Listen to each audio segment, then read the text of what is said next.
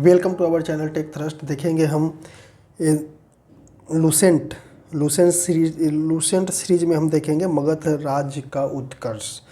आखिर मगध राज का उत्कर्ष, मगध में कितने राजा आए, कितने राजा आए, किस तरह से राजा का शासन था, ये देखते हैं। मगध राज का उत्कर्ष सबसे पुराना हो गया प्राचीन वंश मगध राज का उत्कर्ष। मगध के सबसे प्राचीन वंश के संस्थापक कौन थे? बृहदर्थ थे। इस लाइन को याद कर लेना है। मगध के सबसे प्राचीन वंश के संस्थापक बृहदर्थ थे। इनकी राजधानी गिरिब्रज राजगृह थी। जरासंध बृहदर्थ का पुत्र था। मगध के सबसे प्राचीन वंश के संस्थापक बृहदर्थ थे। बृहदर्थ की राजधानी कहाँ थी? राजगीर थी। राजगीर का और बृहदर्थ के पुत्र बृहदर्थ थे जरासंध जो थे बृहदर्थ का पुत्र थे जरासंध। अब देखते हैं मेन इसका लाइन ये देखते हैं। बस इसमें यही 3 पॉइंट याद करना है और मेन लाइन हम इसमें देखते हैं। हर्यक वंश सबसे पहला देखेंगे हम। हर्यक वंश के संस्थापक बिंबिसार। आप इस बिंबिसार को याद कीजिएगा। हर्यक वंश के संस्थापक सबसे पहले कौन आया था? बिंबिसार। ऐसे आपको मौर्य वंश में पढ़ने के लिए मिलेगा बिंदुसार, जो कि दोनों में कंफ्यूज होता है। तो इसमें सबसे पहले याद करिएगा बिंब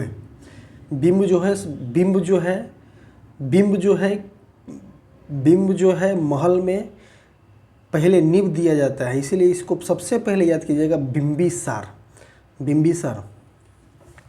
हर्यक वंश के संस्थापक कौन थे? बिंबिसार मगध की गद्दी पर 544 ईसा पूर्व, जो बौद्ध ग्रंथ के अनुसार बताए गए हैं, में बैठे थे। यह बौद्ध धर्म के अनुयायी थे। हर्यक वंश के संस्थापक कौन थे? बिंबिसार थे। मगध की गद्दी पर 544 ईसा पूर्व में बैठे थे। वह बौद्ध धर्म के अनुयायी थे। बिंबिसार प्रथम भारतीय राजा था जिससे प्रशासन व्यवस्था पर बल दिया था। इन्होंने प्रशासन व्यवस्था पर बल दिया था, इसलिए प्रथम राजा माना गया इन्हें। बिंबिसार ने ब्रह्मदत्त को हराकर अंगराज को मगध में मिला लिया। बिंबिसार ने राजगृह का निर्माण कर अपने राजधानी बनाया। राजगृह का बिंबिसार ने राजधानी बनाया था। बिंबिसार ने मगध की गद्दी पर 52 वर्षों तक शासन किया। 52 वर्षों तक बिंबिसार ने मगध की गद्दी पर शासन किया था। अब देखते हैं महात्मा बुद्ध की सेवा में बिंबिसार ने राजवैद्य जीवक को भेजा था। इसको याद कीजिएगा। बिंबिसार के राजवैद्य कौन थे? जीवक। बिंबिसार के राजवैद्य कौन थे? जीवक थे, जिन्होंने महात्मा बुद्ध के सेवा के लिए बिंबिसार ने राजवैद्य को अपॉइंटमेंट किया था, भेजा था। अवंती के राजा परघोम पर पांडु रोग के ग्रसित थे। अवंती के राजा परघोम जब पांडु रोग से ग्रसित थे, तो उस समय भी बिंबिसार ने जीवक को अपनी सेवा सुपुर्द के लिए भेजा था। पांडुराज के राजा को भी भेजा था। किसको? जीवक को। बिंबिसार ने वैवाहिक संबंध स्थापित कर अपने साम्राज्य को विस्तार किया था। बिंबिसार एक राजा था जो वैवाहिक संबंध स्थापित करके और राज्य को स्थापित करता था। इसने कौशल नरेश, प्रसेनजित की बहन महाकौशल, वैशाली के चेटक के पुत्री चेलना से तथा भद्र देश की राजकुमारी क्षेमा। बिंबिसार की 3 पत्नियां थी, महाकौशल, चेलेना, क्षेमा। महाकौशल, चेलेना और क्षेमा।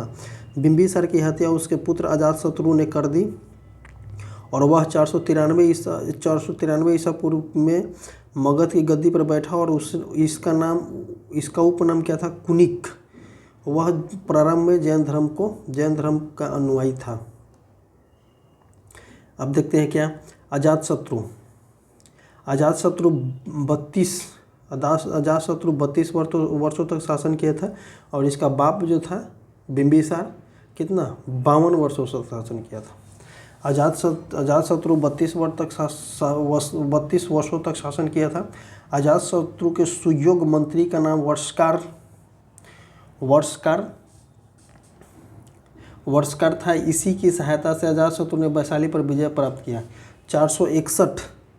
461 ने अपने पिता की हत्या कर उदयन मगध की गद्दी पर बैठ गया। और पिता की हत्या कौन था? अजातशत्रु। उदयन ने पाटलिग्राम की स्थापना की। वह जैन धर्म के अनुयायी थे। पाटलिग्राम मतलब पाटलिपुत्रा की स्थापना की। वो जैन धर्म के अनुयायी थे। अजातशत्रु भी जैन धर्म के अनुयायी थे। उदयन भी जैन धर्म के अनुयायी थे। उदयन भी। हर्यक वंश का अंतिम राजा उदयन का पुत्र नागदशक था। हर्यक वंश का अंतिम राजा उदयन का पुत्र नागदशक था।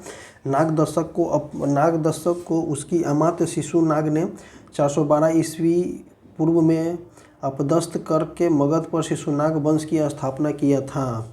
शिशुनाग वंश की स्थापना कौन किया था? शिशुनाग ने अपनी राजधानी पाटलिपुत्रा से हटाकर वैशाली में स्थापित किया था। इसको पूछता है कभी कभी कि शिशुनाग ने अपनी राजधानी पाटलिपुत्रा को हटाकर कहाँ स्थापित किया था? वैशाली में स्थापित किया था। अब देखते हैं शिशुनाग का उत्तराधिकारी कौन था? कलाशोक, जो पुनः राजधानी की पाटलिपुत्रा कलाशोक जो था राजधानी को पुनः पाटलिपुत्रा ले आएगा। शिशुनाग वंश का अंतिम राजा कौन था? नंदीवर्धन था। नंद वंश का संस्थापक कौन था? महापद्म नंद। एवं अंतिम शासक कौन थे? धनानंद था। यह सिकंदर के समकालीन था। इसे चंद्रगुप्त मौर्य ने युद्ध में पराजित किया और मगध पर एक नए राजवंश मौर्य वंश का स्थापित किया, जो हम पढ़ेंगे नेक्स्ट वीडियो में। मौर्य वंश को ही बताया जाएगा। अब एक बार जो है इसको हमें कन्फ्यूज हो गया होगा, सो हम इसे ऊपर से देखते हैं। हर्यक वंश के संस्थापक कौन थे? बिंबिसार के बाद कौन आया? हर्यक वंश के संस्थापक कौन हुए? बिंबिसार के बाद कौन आया? अजातशत्रु। बिंबिसार को मार करके गद्दी पे कौन बैठा? अजातशत्रु के बाद कौन आया? उदयन आया। और हर्यक वंश का अंतिम शासक कौन था? नागदशक। हर्यक वंश का अंतिम शासक नागदशक था। उसके बाद नागदशक को खत्म करके कौन सा वंश का स्थापित किया गया? शिशुनाग वंश का स्थापित किया गया। नागदशक को उसके अमात्य शिशुनाग ने 412 ईस्वी में अपदस्थ करके शिशुनाग वंश की स्थापना किया। और शिशुनाग वंश के उत्तराधिकारी कौन हुए? कला अशोक। शिशुनाग वंश के उत्तराधिकारी कौन हुए? कला अशोक। शिशुनाग वंश के अंतिम राजा कौन हुए? नंदीवर्धन। और उसके बाद कौन सा वंश के स्थापना किया गया? नंद वंश के संस्थापक कौन थे? महापद्म नंद के अंतिम राजा कौन थे? धनानंद जो थे सिकंदर के समकालीन थे। और धनानंद को मार करके मौर्य वंश का स्थापना किया था, जो किसने किया था? चंद्रगुप्त मौर्य ने। बस यही हुआ इसका शॉर्ट। अब देखते हैं अगला। सिकंदर, जो कौन थे? धनानंद जो थे सिकंदर के समकालीन थे। कभी कभी क्वेश्चन में पूछता है कि सिकंदर के समकालीन कौन थे? तो धनानंद। निम्न में से कौन राजा सिकंदर के समकालीन थे? तो धनानंद हो जाएगा। सिकंदर का जन्म 556 ईस्वी में हुआ था। उनके पिता फिलिप था। फिलिप 359 ईस्वी में 359 ईसा पूर्व में मकदूनिया का शासक बना। इसकी हत्या 329 ईसा पूर्व में कर दिया गया। सिकंदर अरस्तु के शिष्य थे। सिकंदर ने भारत विजय का अभियान 326 ईसा पूर्व में आरंभ किया था। ये क्वेश्चन पूछता है। सिकंदर का जन्म 526 ईसा पूर्व में पूछता है। सिकंदर ने भारत विजय अभियान कब चालू किया था? 326 ईसा पूर्व में चालू किया था। सिकंदर का सेनापति कौन था? सेलुकस निकेटर था। सिकंदर को पंजाब के शासक पंजाब के शासक के पोरस के साथ युद्ध करना पड़ा था, जिसे हाइडे स्पीच का युद्ध या झेलम का युद्ध कहते हैं। ये क्वेश्चन को इम्पोर्टेंट मान लीजिए कि हाइडे स्पीच का युद्ध जो है किसके बीच हुआ था? सिकंदर के शासक, पंजाब के शासक पोरस के बीच और सिकंदर के बीच में हुआ। तो हाइडे स्पीच का युद्ध या झेलम का युद्ध। सिकंदर की सेना ने ब्यास नदी के पश्चिमी तट पर पहुंचकर उसे पार करने से इनकार कर दिया था। सिकंदर स्थल मार्ग द्वारा 325 ईस्वी में भारत लौट गया। 326 ईसा पूर्व में इसने भारत पर आक्रमण किया था, भारत विजयी अभियान चलाया था और उन्होंने पंजाब में पोरस के साथ युद्ध किया और वो युद्ध कहलाया हाइडे स्पीच का युद्ध या झेलम का युद्ध कहलाया। और सिकंदर की सेना जो ब्यास नदी को पार करने से मना कर दिया था। सिकंदर स्थल मार्ग से 325 ईसा पूर्व में लौटना चालू कर दिया। सिकंदर की मृत्यु 323 ईसा पूर्व में बेबीलोन में 33 वर्ष की अवस्था में हो गई। सिकंदर का जल सेनापति कौन था? निर्याकस था। सिकंदर का जल सेनापति कौन था? निर्याकस था। और स्थल सेनापति कौन था? सेलुकस निकेटर था। सिकंदर का प्रिय घोड़ा बाउकेफला, सिकंदर के प्रिय घोड़ा बाउकेफला था। इसी के नाम पर इसने झेलम की नदी पर बाउकेफला नगर बसाया था। बाउकेफला नामक नगर बसाया था। अब देखते हैं क्या सिकंदर के जन्म 356 ईसा पूर्व में हुआ था। सिकंदर की जन्म 356 ईसा पूर्व में हुआ था। इन्होंने भारत विजय अभियान 326 ईसा पूर्व में प्रारंभ किया था। सिकंदर के सेनापति कौन थे? सेलुकस निकेटर थे।